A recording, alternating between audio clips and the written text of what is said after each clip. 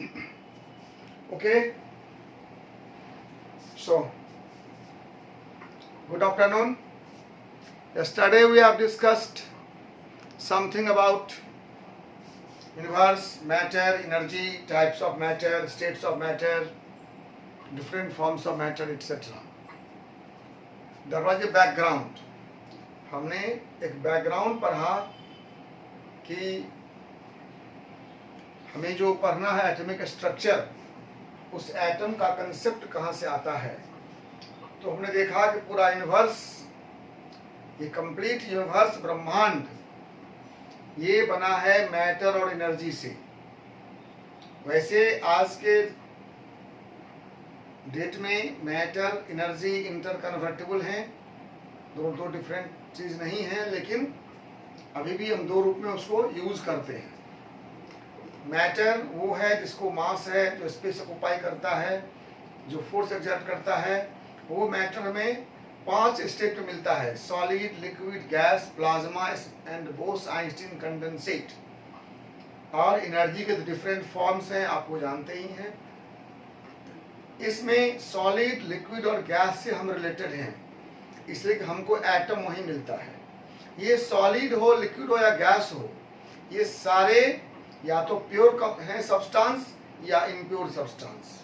जो pure substance हैं उसमें एलिमेंट है और कंपाउंड है, और जो इम्प्योर सब्सटेंस है वो मिक्सचर है। वो मिक्सचर भी दो तरह का है, होमोजेनियस और heterogeneous.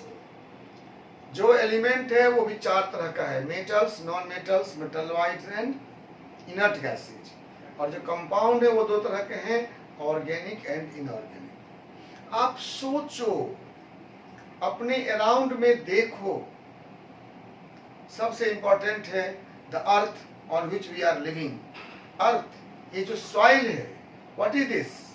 Soil is solid and it is mixture. Solid state में है और ये मिक्सचर है। Air, air is in gases state, it is also a mixture. Water, water in liquid state, it is a compound, and so on. आपके चारों ओर जो भी वस्तु आप देखते हो, सुनते हो, फील करते हो, मन ही मन उसको क्लासिफाई करो स्टेट के बेसिस पर और केमिकल प्रॉपर्टीज के बेसिस पर। यही करना चाहिए। पढ़ने का मतलब डिफिनीशन पढ़ लिए, एक एग्जाम्पल मास्टर साहब लिखा दिए, वो कल ऐसा नहीं। आप जो पढ़े, you apply that knowledge to your surrounding. अपने चारों ओर की वस्तुओं को देखिए और सोचिए उसके ऊपर कि क्या ये वास्तव में क्या है। कल एक बच्चे कितना अच्छा क्वेश्चन पूछा कि sir what is milk? Milk heterogeneous है या होमोजेनियस है? ऐसा ही सोचना चाहिए हर वस्तु पर। आपके घर में, आपके अगल बगल में जो वस्तु है वो सोचना है। हम लोग कल डिस्कस किए थे कि everything, every matter, what ever may be, it is solid, liquid और gas, it is element, compound or mixture, everything is made of elements. All the matter of universe are made of elements. All the matter of universe are made of elements. All the matter of universe are made of elements. All the matter of universe, इस universe में अगर कोई matter है तो वह element से बना है, चाहे वो जहां भी हो, अर्थ पे हो या स्काई में हो, कोई मतलब नहीं। All are made of elements. And we have now 118 elements in the record. हमारे पीरियोडिक टेबल में 118 एलिमेंट्स रिकॉर्ड में हैं, डिस्कवर्ड हो चुके हैं।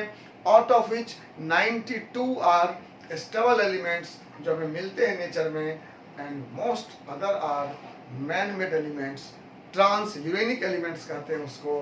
दे आर आर्टिफिशियल एलिमेंट्स जो बनाए जा रहे हैं, नेचर में मिलते नहीं हैं और उनका बहुत लाइफ नहीं है, they are not useful for us. Okay. अब ये जो एलिमेंट है, यह एलिमेंट भी दो तरह का है। Elements are of two types,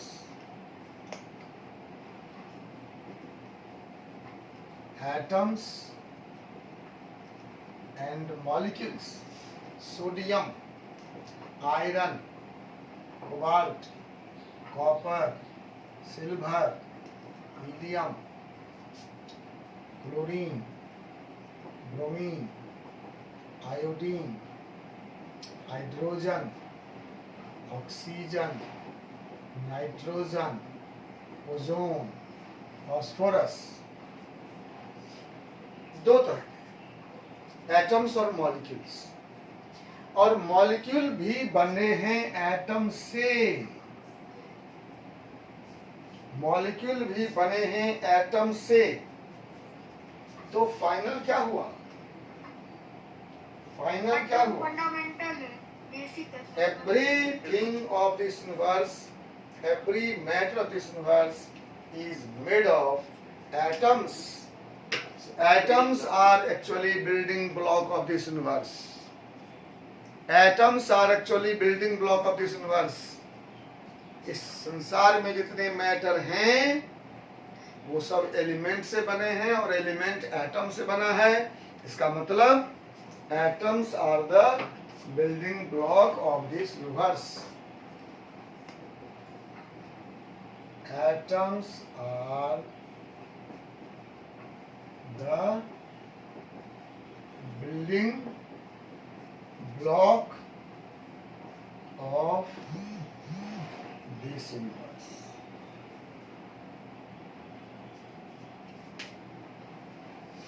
You are very lucky. आप बहुत लकी हो। क्यों भाई? क्यों लकी हो? बताओ,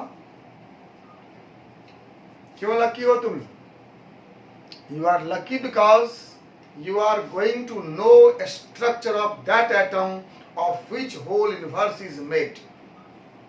पूरा संसार जिससे बना है, जिस एटम से, जो संसार का बिल्डिंग ब्लॉक है, तुम उसके स्ट्रक्चर को जानने वाले हो। तो सोचो, तुमने संसार को जान लिया कितना सुंदर से। तुमसे अधिक संसार कोई नहीं जान सकता।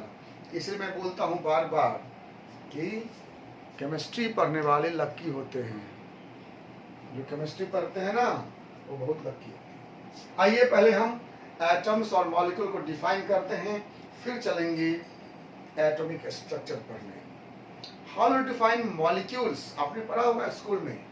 Molecule is the smallest particle of a substance.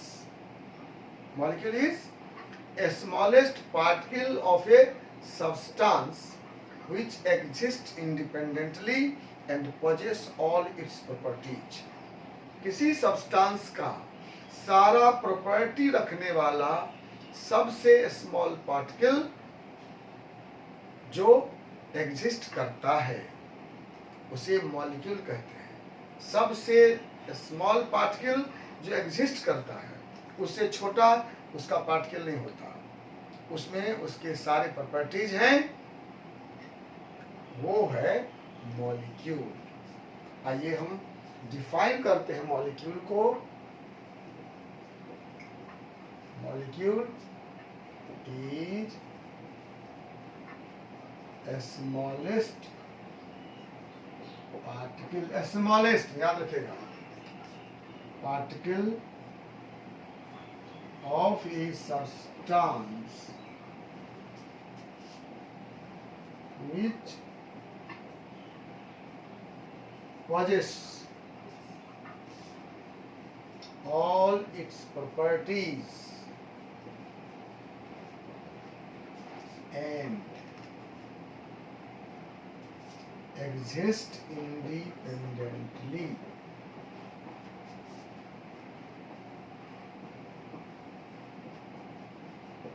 Exist independently, उससे स्मॉल पार्टिकल एग्जिस्ट नहीं करेगा, सबसे स्मॉल वही है।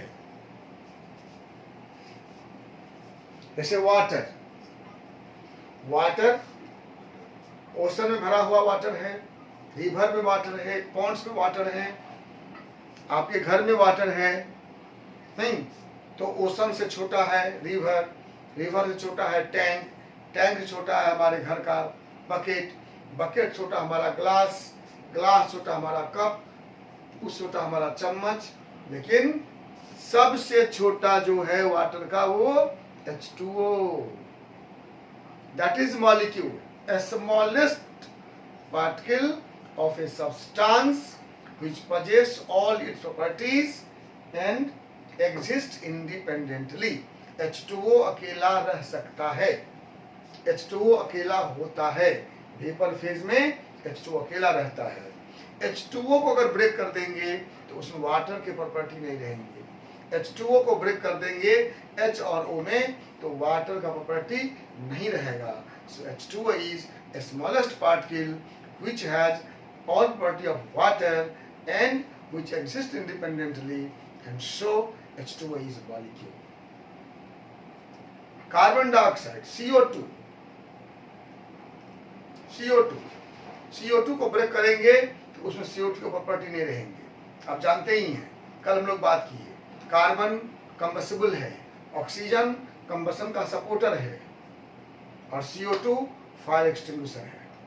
तो CO2 जब तक है वो फायर एक्सटिंग्विशर है, जब CO2 को ब्रेक कर देंगे प्रॉपर्टी बदल जाएगा।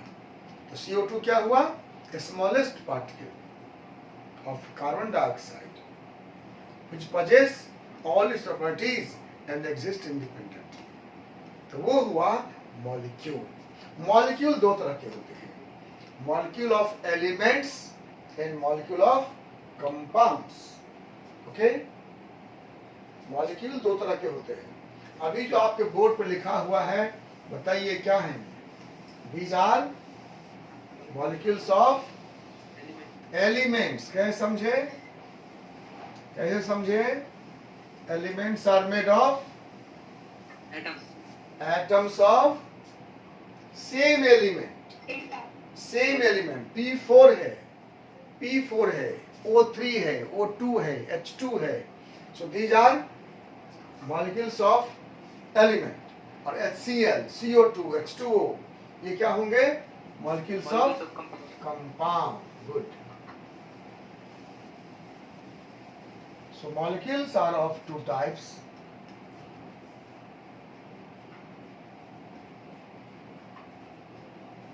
Molecules of elements and molecules of compounds. Elements हुआ molecules made of same atom या similar atom कह सकते हो, similar atoms। मॉलिक्यूल कंपाउंड्स क्या हुआ? Molecules made of different atoms. HCl, CO2, H2O, C6H6 और इसका लिखा ही हुआ था अभी H2, O2, O3, P4, S8। Element के बहुत कम ही मॉलिक्यूल होते हैं, ठीक है? तो मॉलिक्यूल समझ गया। और मॉलिक्यूल बना हुआ कि देख रहे हैं किससे? Molecule made of similar atoms, molecule made of different atoms, मतलब molecule are always made of atoms. Molecule atom से ही बने हुए हैं। आइए हम एटम को डिफाइन करते हैं। Atom is the smallest particle of an element. Word पर ध्यान देना। Molecule is a smallest particle of a substance. इसे बोलते हैं smallest particle of an element which possess all its properties, takes part in chemical reaction but does not exist independently except inert gases। Atom element का smallest particle है, element का, जिसमें उस element के सारे प्रॉपर्टीज हैं, केमिकल रिएक्शन में भाग लेता है, लेकिन अकेला रहता नहीं है, अकेला रहता नहीं है। मॉलिक्यूल का अपना एग्जिस्टेंस है, H2 रहता है, O2 रहता है, CO2 रहता है, लेकिन किसी भी एलिमेंट का एटम अकेला नहीं रहता है। ऐसे 6 अभागे एलिमेंट हैं संसार में, वो है इनर्ट गैसेस जो अकेले रहते हैं।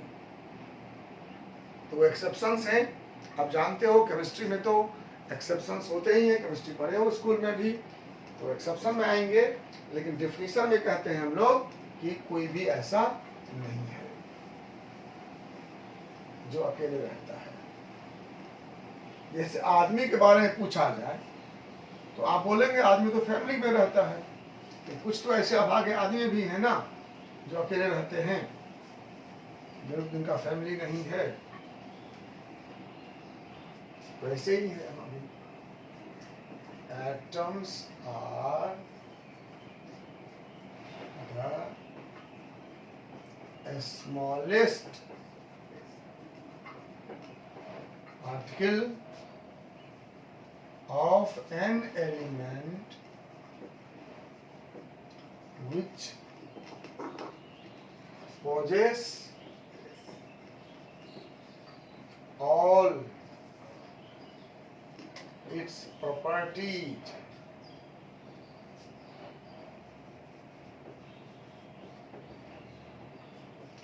takes part in chemical reaction.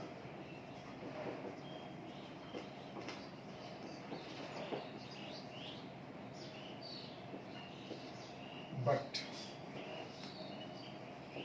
does not exist independently. Chemical reactions में एटम ही भाग लेता है, याद रखिए। Molecule never take part in chemical reaction. Atoms take part in reaction. Molecule भी है तो it will break into atoms and atom will go. ठीक है? तो एटम्स ही केमिकल रिएक्शन में भाग लेता है, लेकिन अकेला रहता नहीं है।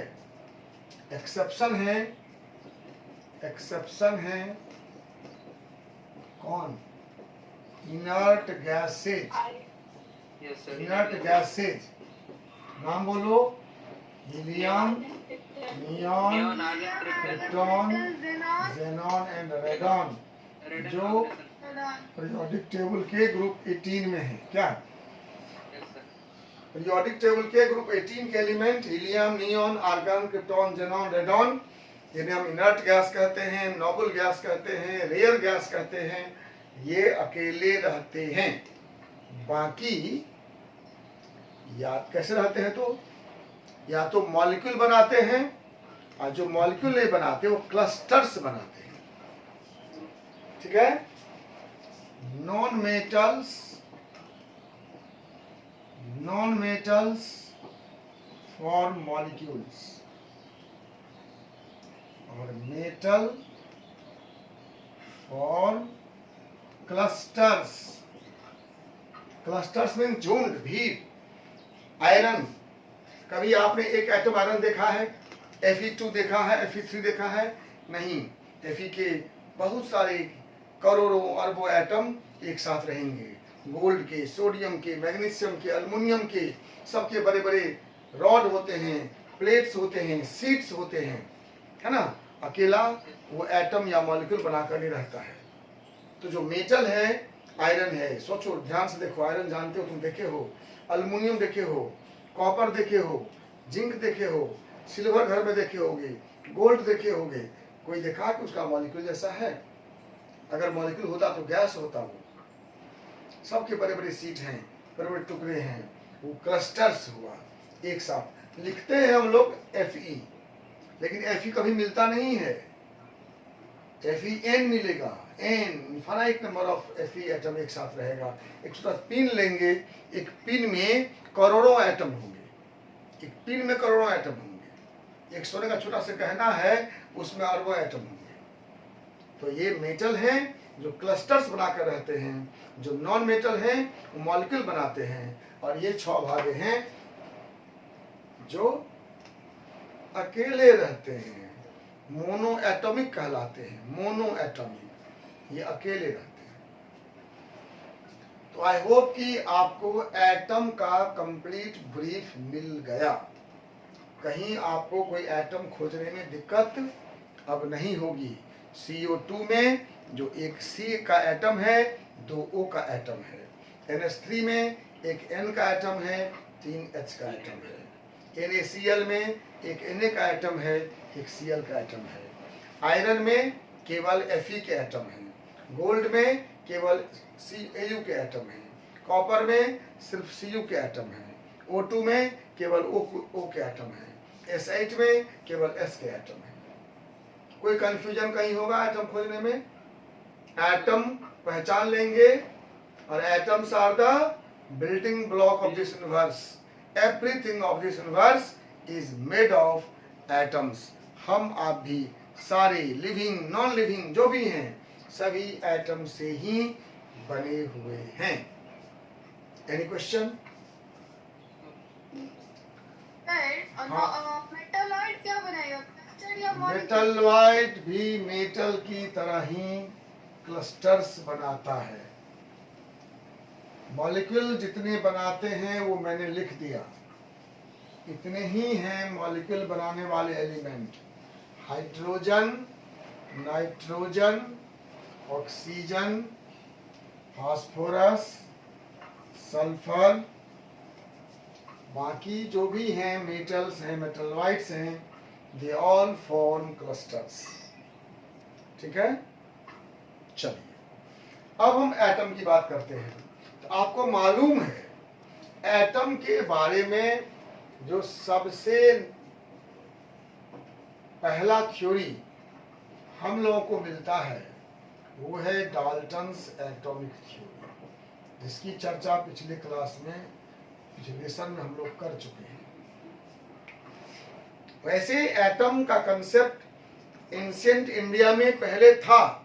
परमाणु शब्द आपको भारत के ग्रंथों में मिल जाएगा, लेकिन मॉडर्न साइंस में ये डाल्टन पहला हुआ जिसने एटम का कंसेप्ट दिया। बर्जेलियस भी उनके साथ थे, और जिन्होंने कहा कि everything of this universe is made of large number of tiny particles known as atoms. Atoms of an element are all alike. Atoms of different elements are different. Atoms of different element combine in fixed mass ratio to give molecules of compounds. Atom can neither be created nor destroyed. Even atom cannot be divided, and atom of one element cannot be converted to atoms of another element. यही Dalton का atomic theory था, जो बाद में गलत साबित हुआ। Modern theory आ गया, लेकिन अभी हम उस पर बहस नहीं करेंगे। हम बात करेंगे डाल्टन की, जिसने कहा था atoms cannot be divided, atoms are the ultimate particle. ये नाम जो एटम हुआ वो एटम इसीलिए नाम है। ए का मतलब होता है नॉट, टॉम का मतलब होता है डिवाइडेड। एटमोस से नाम आया है। तो एटमोस का मतलब यही था which cannot be divided, which is the fundamental particle। Fundamental मौलिक है, उससे छोटा नहीं हो सकता। Fundamental means which cannot be divided, इसलिए बोलते फंडामेंटल पार्टिकल है, स्मॉलेस्ट पार्टिकल है, एटम नाम है इसका। ये डिवाइड नहीं होगा। लेकिन ये डाल्टन का थ्योरी 1803 में आया। सारे थ्योरी 03 से 08 के बीच में आए हुए हैं। तो ये पहला जो थ्योरी है कि एटम इज इंडिविजुअल, ये 1803 में आया। इसके 30 इयर्स के बाद माइकल फैराडे, आपने सुना होगा नाम, माइकल फैराडे जो इलेक्ट्रोलाइसिस कर रहे थे। माइकल फैराडे ने कहा कि atom can be divided, but Dalton's atomic theory उस समय के लॉज ऑफ केमिकल कॉम्बिनेशंस को एक्सप्लेन कर दिया था। Dalton's atomic theory explain laws of chemical combinations. 5 laws पढ़े हैं आप प्रीवियस लेसन में। Law of conservation of mass, law of definite proportion, law of multiple proportion, law of reciprocal proportion and Gay Lussac's law of gases volume. इस 5 laws को Dalton के atomic theory ने explain कर दिया। उस समय जो केमिस्ट्री के लॉ थे सो एक्सप्लेन्ड हो गया। तो साइंस में यही होता है, अगर कोई थ्योरी उस समय के सारे ऑब्जर्वेशंस को एक्सप्लेन कर दे तो हम लोग उसको मान लेते हैं और उसके खिलाफ हम कुछ नहीं सुनते हैं। तो Dalton's atomic theory has successfully explained laws of chemical combinations, so it was widely accepted and Faraday's concept was rejected. Faraday का लोग नहीं माना। इसके बाद बीच में लेविस आए जिन्होंने केमिकल कॉम्बिनेशंस का दिया। लेविस ने भी कहा कि एटम तो न्यूट्रल होता है, लेकिन कोई फोर्स आता है जो दोनों को बांधता है, इसका मतलब एटम टूट सकता है। लेकिन लेविस भी कोई प्रूफ नहीं दे पाए ऐसा जो लोग उनकी बात को मान लेता। ठीक है। इसके बाद जूलियस प्लकर ने एक एक्सपेरिमेंट किया। उसने एटम को लो प्रेशर और हाई वोल्टेज पर डिस्चार्ज कराया और उसको लगा कि एटम से कोई छोटा पार्टिकल है दुनिया में, बनता है। और वो जो पार्टिकल की बात उसने प्रयोग से दिखा दी। तो आप जानते हो साइंस में यही बात है, मैंने बताया था आपको, साइंस का डिफिनीशन यही है, नॉलेज बेस्ड ऑन एक्सपेरिमेंट्स। जिस नॉलेज को एक्सपेरिमेंट से वेरीफाई कर देंगे साइंस उसको मान लेगा। और जूलियस प्लकर के उस एक्सपेरिमेंट के बाद लोगों ने माना इसका मतलब एटम टूट सकता है। उसके बाद दुनिया के सारे साइंटिस्ट, जो बड़े बड़े साइंटिस्ट थे, वो इसके पीछे लग गए कि वेरीफाई करें कि ये सही है या नहीं। विलियम क्रूक थे, रदरफोर्ड थे, जे थॉमसन थे, गोल्डस्टीन थे, जेम्स चैडविक थे, ये बहुत बड़ी टीम थी। सब लोग इसमें काम करना शुरू किए और जे थॉमसन ने इलेक्ट्रॉन का डिस्कवरी किया। वैसे उससे पहले प्रोटॉन का डिस्कवरी 1886 में हो चुका था, लेकिन कैथोड रेज एक्सपेरिमेंट पहले हो गया था। इलेक्ट्रॉन का डिस्कवरी बाद में हुआ, ध्यान रखिएगा। कैथोड रेज एक्सपेरिमेंट, एक निगेटिव कोई पार्टिकल है, ये पता चल गया था पहले 1874 में ही। उसके बाद 1886 में प्रोटॉन का डिस्कवरी हुआ, इलेक्ट्रॉन का डिस्कवरी हुआ 1897 में। ठीक है, लेकिन हम लोग पढ़ाई स्टार्ट करते हैं इलेक्ट्रॉन की डिस्कवरी से। चलिए,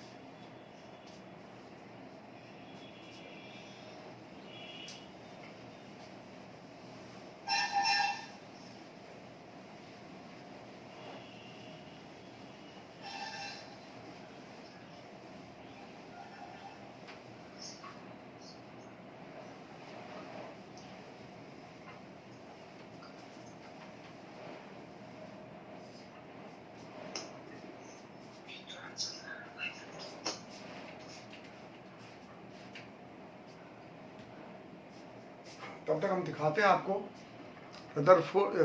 जेम्स जे थॉमसन का से दर्शन कराते हैं क्या।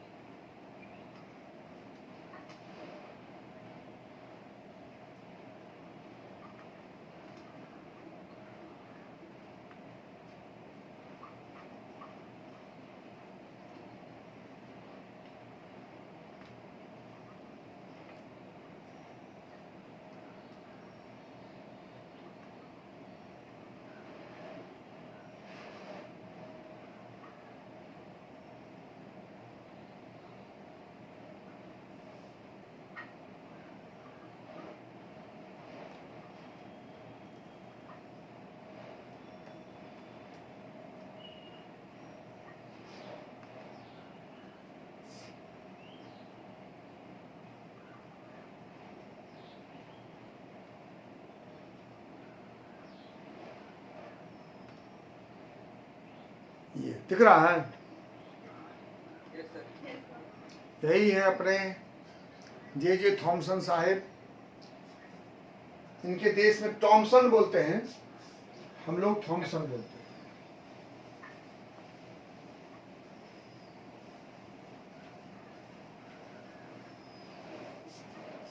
और ये एक्सपेरिमेंट कर रहे हैं अभी जो देख रहे हैं, यही है कैथोड रेज एक्सपेरिमेंट जो वो कर रहे हैं अभी, उसको आप देखिए। ठीक है? तो आज का टॉपिक हमारा है cathode rays experiment.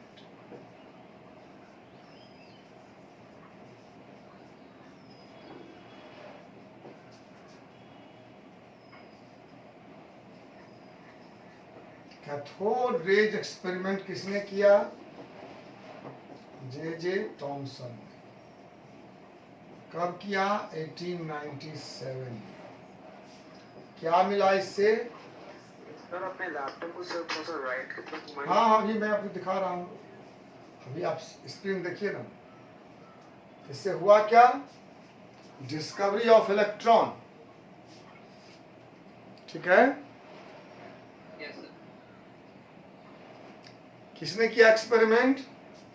J Thomson. J Thomson ने। कब किया? 1897। कौन सा एक्सपेरिमेंट किया? Cathode ray experiment. और इससे क्या हुआ? कैथोड रे इलेक्ट्रॉन का डिस्कवरी हुआ। ओके, अब देखिए वो इंस्ट्रूमेंट दिख रहा है। हाँ, यही इंस्ट्रूमेंट है। मतलब एक ग्लास का ट्यूब है, एक ग्लास ट्यूब। इस ग्लास ट्यूब में दो इलेक्ट्रोड्स लगे हुए। इलेक्ट्रोड समझते हैं आप? इलेक्ट्रिसिटी के दो पोल, पॉजिटिव पोल और निगेटिव पोल। हाँ, कैथोड एनोड। कैथोड और एनोड जानते हो? वाह, वेरी गुड। कैथोड और एनोड। ठीक है? और यहां पर एक स्क्रीन है, सेमी सर्कुलर स्क्रीन, जिस पर जिंक सल्फाइड का लेयर है। जिंक सल्फाइड का काम है, उस पर जब कोई रे पड़ेगा तो उसमें शाइनिंग प्रोड्यूस होगा। ठीक है? और ये कैथोड के प्लेट और यहां पर ये एनोड का प्लेट लगा हुआ है। ये प्लस है, ये माइनस है। इसको कैथोड कहते हैं, इसको एनोड कहते हैं। इस ट्यूब से एयर निकाल दिया गया है, वैक्यूम है।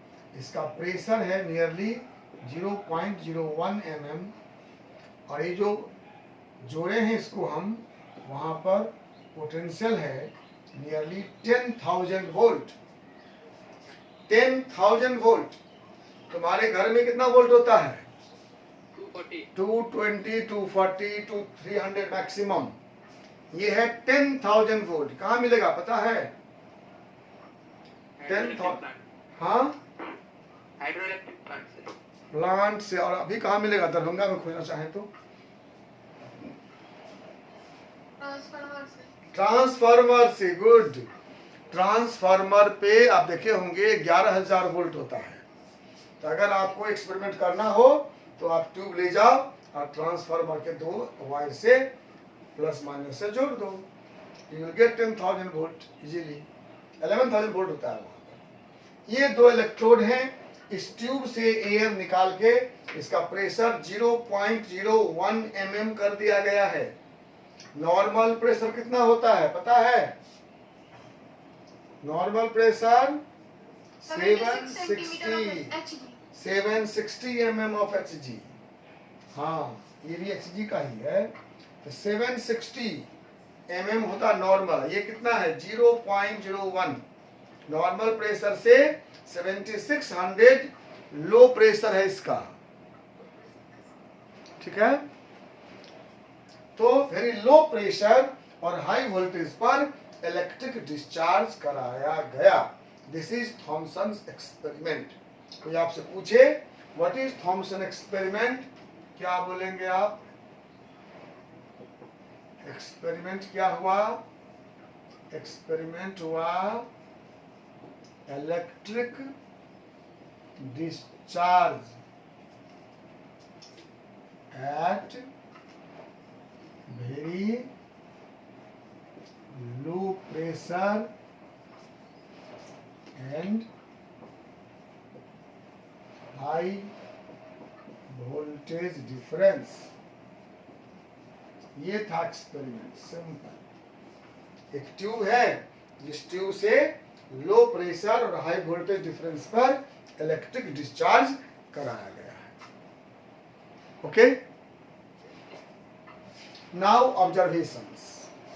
ऑब्जर्वेशन क्या हुआ? ऑब्जर्वेशन हुआ a beam of rays is coming towards cathode and moving towards anode.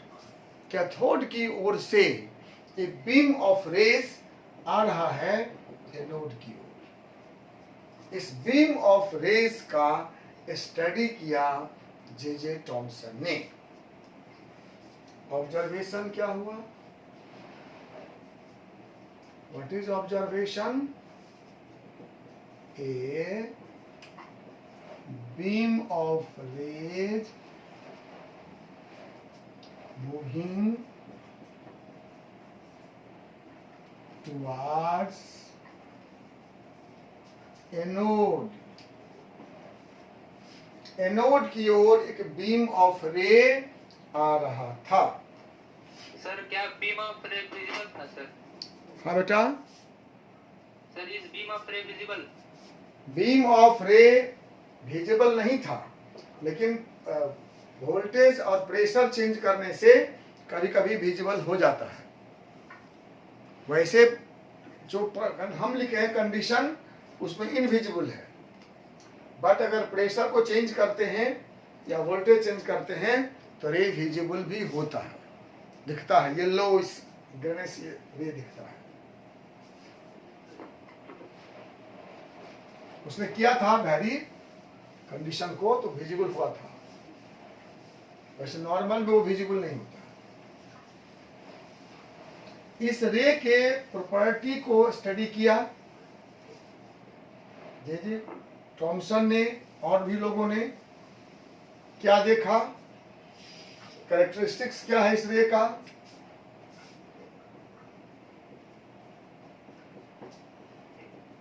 Characteristics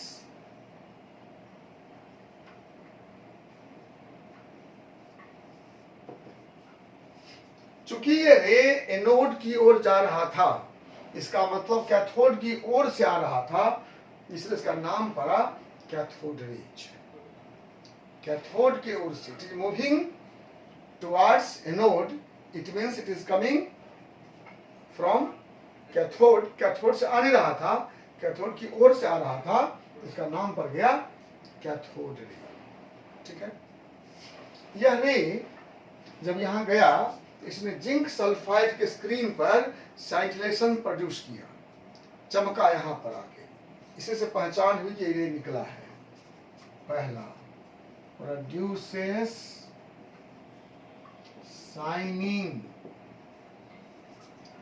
on zinc sulphide screen. Zinc sulphide के स्क्रीन पर शाइनिंग प्रोड्यूस करता है। अगर इस रे के पाथ में हम कोई ऑब्स्टिकल डालते हैं तो उस ऑब्स्टिकल को ये हॉट कर देता है। Produces heating on an obstacle placed in its path।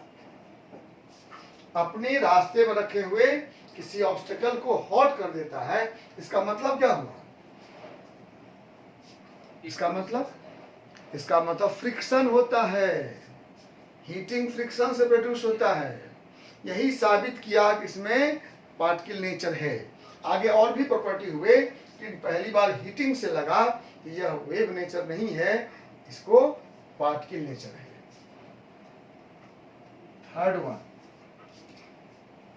इस के रास्ते में अगर कोई हम लाइट डिस्क रखते हैं तो वो लाइट डिस्क रोटेट कर जाती है, rotates light disc placed in its path. सोचो, हम एक डिस्क यहां पर रखते हैं इसके रास्ते में और वो रोटेट कर जाता है। याद करो, तुमने पढ़ा है लॉ ऑफ इनर्शिया। न्यूटन का पहला लॉ क्या है? न्यूटन का लॉज ऑफ मोशन का पहला law, the body at rest will remain at rest, until unless an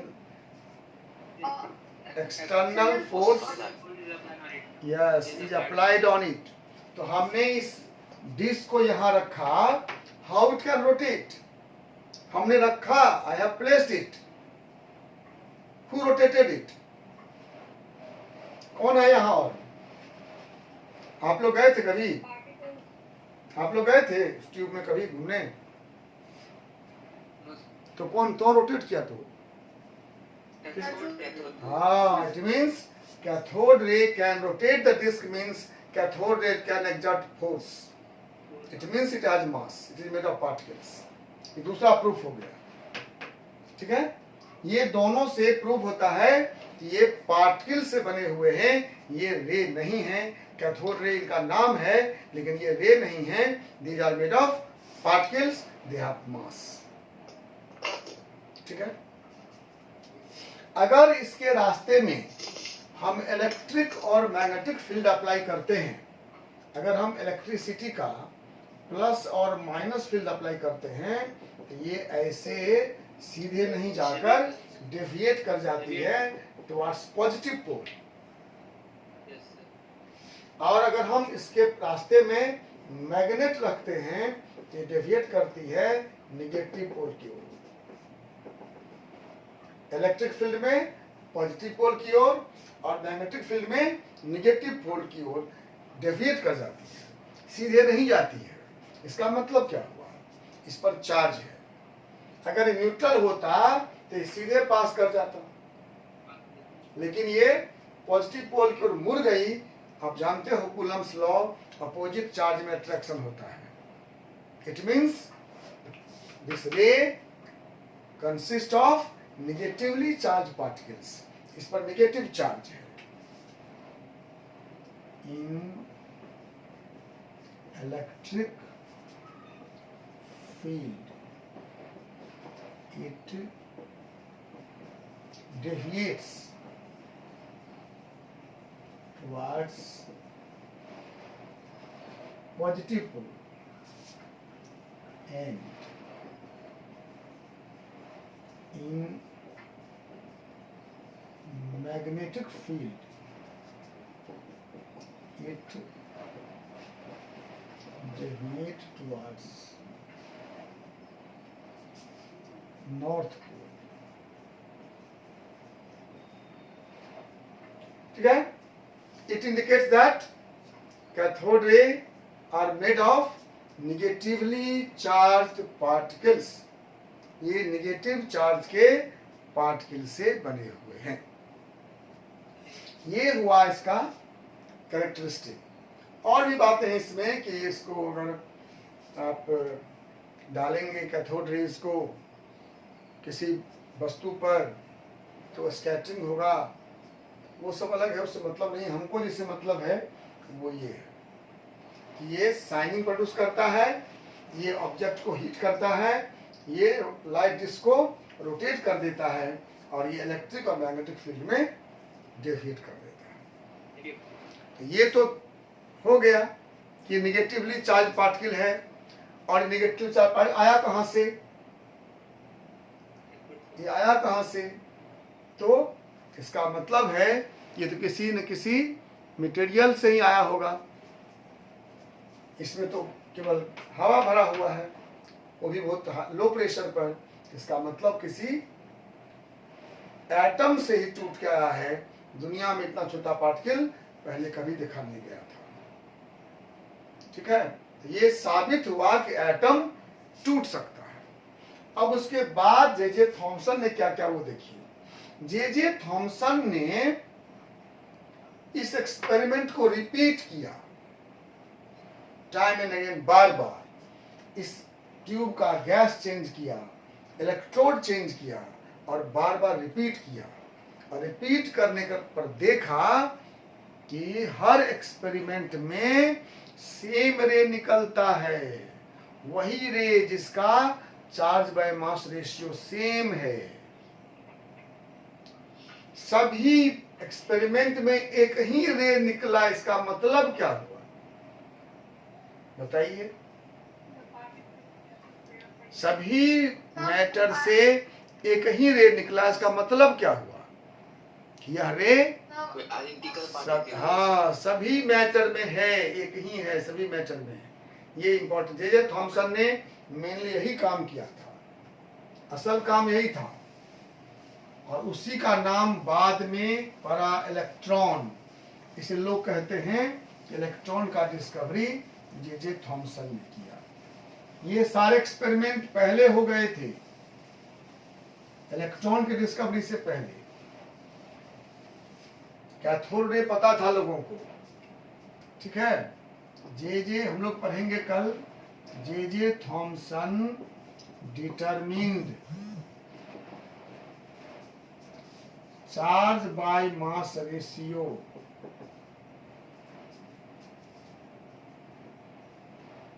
मुल्लिकन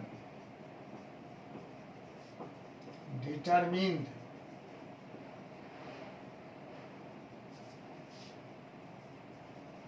charge, oil drop experiment, सब पढ़ेंगे हम, शॉर्ट में पढ़ेंगे। इस एक्सपेरिमेंट का नाम है ऑयल ड्रॉप एक्सपेरिमेंट। जिस एक्सपेरिमेंट से मिल्लिकन ने चार्ज निकाला कैथोड रे का, उसका नाम है ऑयल ड्रॉप एक्सपेरिमेंट। तो जे जे थॉमसन ने ई बाय एम रेशियो निकाला, मिल्लिकन ने ऑयल ड्रॉप एक्सपेरिमेंट से ई निकाला, तो एम निकल गया ना, ई बाय एम मालूम था और ई मालूम हो गया, तो एम निकल जाएगा ना जी। कितना निकला?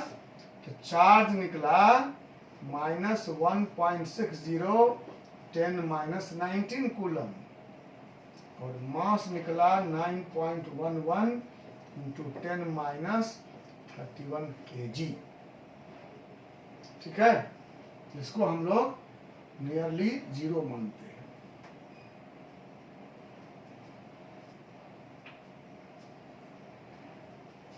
मास को 0 मानते हैं और चार्ज 1-1.60 10-19 कूलम, इसको हम लोग 1 मानते हैं, 1 यूनिट।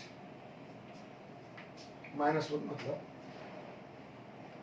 इलेक्ट्रॉन का चार्ज मानते हैं हम लोग -1 और मास मानते हैं 0 रिलेटिवली।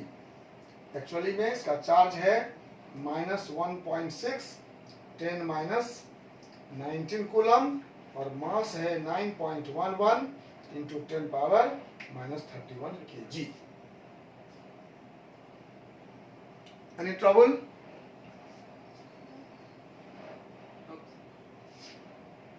ठीक है। इसके बाद जे जे थॉमसन ने इस एक्सपेरिमेंट को दोहराया। थॉमसन की उपलब्धि यही है। Thomson repeated this experiment using different gas and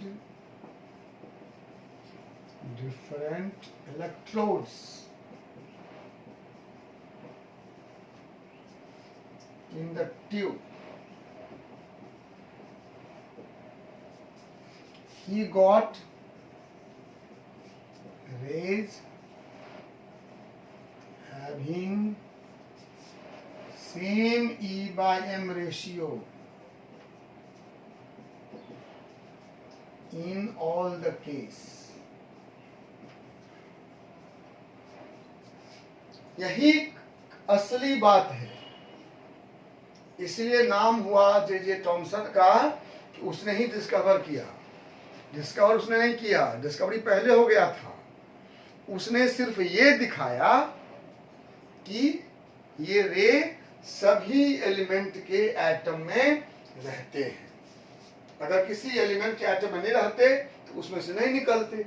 हम कोई भी एलिमेंट लेते हैं, कोई गैस लेते हैं, कोई इलेक्ट्रोड लेते हैं, हर बार वही रे निकलता है, वही चार्ज, वही मास, वही बायम रेशियो। इसका मतलब क्या हुआ कि यह रे सभी एटम में है। यही टॉमसन ने साबित किया और इसी कैथोड रे का नाम बाद में पड़ा इलेक्ट्रॉन। इलेक्ट्रॉन का मतलब होता है यूनिट नेगेटिव चार्ज। उसका पहले स्पेलिंग था इलेक्ट्रॉन, जो ओरिजिनल स्पेलिंग है वो ये है ELEKTRON। हम लोग आजकल क्या कहते हैं ELECTRON। Electron means unit charge. अब चार्ज का यूनिट यही हो गया, एक इलेक्ट्रॉन पर जो चार्ज है उसी को हमने मान लिया यह यूनिट चार्ज है। तो इसलिए नाम इसका इलेक्ट्रॉन का मतलब यही होता है unit charge, unit negative charge. ठीक है, अब आप लोग कुछ बोलिए। 1 मिनट समय आपके पास। कुछ क्वेश्चन मन में है, किसी के मन में कुछ प्रश्न आता है तो बताओ। नहीं तो हम 2 मिनट में फिर एक बार बोल देते हैं क्या हुआ घटना। घटना ये हुई कि डाल्टन ने कहा था atom can not be divided, लेकिन फैराडे ने कहा it can be divided, Lewis ने कहा इट कैन बी डिवाइडेड। लोगों ने नहीं माना। जब जूलियस प्लकर ने एक्सपेरिमेंट करके दिखाया कि एटम से स्मॉलर पार्टिकल इनवर्स में है, तब लोगों ने उस पर विश्वास करना स्टार्ट किया। और स्टार्ट करने के बाद ये एक्सपेरिमेंट हुआ कैथोड रेज एक्सपेरिमेंट।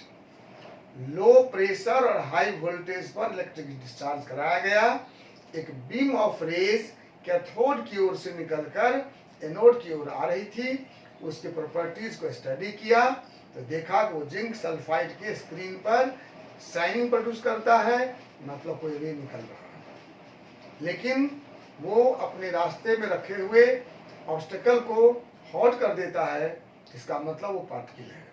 अपने रास्ते में रखे हुए लाइट डिस्क को रोटेट कर देता है, इसका मतलब वो आपका मास है, वो पार्टिकल है। और ये इलेक्ट्रिक फील्ड में पॉजिटिव पोल की ओर, नेगेटिव फील्ड में नॉर्थ पोल की ओर डेविएट कर जाता है, इसका मतलब हुआ कि इस पर नेगेटिव चार्ज है, मतलब ये नेगेटिवली चार्ज कोई पार्टिकल है। इतना साबित हो गया था।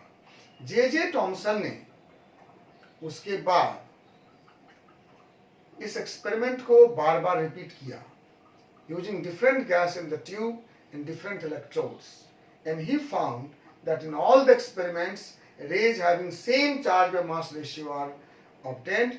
It means this ray, that is cathode ray, is present in atoms of all the elements, and it was later named as electron. ठीक है, इस प्रकार से इलेक्ट्रॉन का डिस्कवरी 1897 में जे टॉमसन के द्वारा हो गया और डाल्टन का थ्योरी कट गया। साबित हुआ कि एटम नेगेटिव पार्टिकल से बना हुआ है। अब बोलो, कुछ क्वेश्चन मन में है किसी को? तो any question in any mind?